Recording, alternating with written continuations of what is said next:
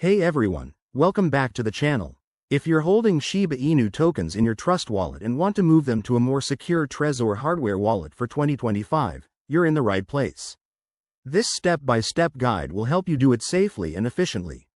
Why bother? Trezor offers offline storage, reducing the risk of hacks that could affect mobile wallets like Trust Wallet. Let's dive in. First things first, make sure you have both wallets set up.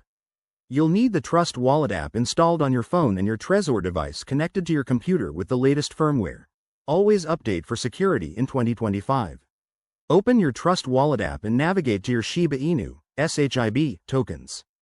It's usually under the Tokens tab. Tap on SHIB to select it. Next, on your computer, plug in your Trezor and open the Trezor Suite or Bridge software. Go to the Wallet section and select the account where you want to receive the SHIB. Generate or copy the receiving address. Double-check this because crypto transactions are irreversible. Now, head back to your Trust Wallet. Tap the Send button for your SHIB tokens.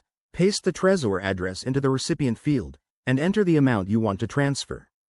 Don't forget to check for any network fees.